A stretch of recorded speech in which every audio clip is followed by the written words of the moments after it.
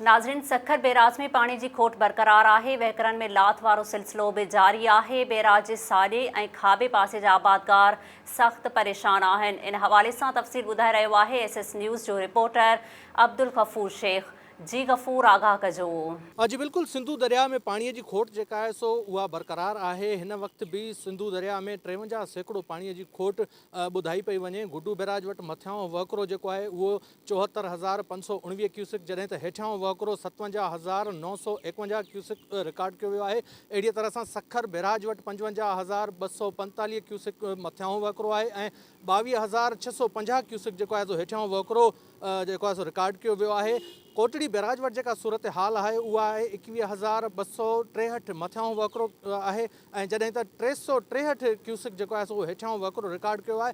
जेकॾहिं barrage wise जो है सो खोट ॾिठी वने तो गुड्डू बैराज वट इन वक्त पानी की खोट जेका है वह 69 सैकड़ो बीठी है। सखर बैराज वट 48 सैकड़ो, जैसे तो कोटड़ी बैराज वट जो है सो 41 सैकड़ो जो है सो खोट रिकॉर्ड कई वही है। ओवरऑल सिंध में जो है सो एहतजाजी मुज़ाहरा भी थियन पिया। मुख्तलिफ इलाइक़नि में जो है सो आबादगार रोडन ते भी निकरन था, लेकिन पानी की शॉर्टेज के करे उनके पानी मैसर नथो थे, जै करे रबीअ से गॾोगॾु खरीफ जा फसल भी जो है सख्त मुतासिर थिया आहिनि। जेकॾहिं ॾिठो वञे तो साॼे पासे वारा आबादगार जिते सारियालो फसल थींदो आहे, बम्पर क्रॉप लहंदो आहे, उहे भी जो है सो मुतासिर आहिनि। 4 ॾींहं अॻु सखर बैराज वट एक्शन ऑफिस के ॿाहिरां जो है वाराए कैनाल के आबादगारनि भी सख्त एहतजाजी मुज़ाहिरो किया। उन्होंने भी पानी की खोट जो दाहूं कयूं हुयूं। संदन चवण इहो हो तो पानी न मिलण के करे संदन ज़मीनूं जो आहिनि सो वो बंजर बणिजी चुकियूं आहिनि, जॾहिं त खाॿे पासे वारा आबादगार पिण दाहूं करे रहिया आहिनि। इन हवाले से सिंध हुकूमत या वफ़ाक कहिड़ा कदम तो खणे, इहो एक सवालिया निशान है। जी।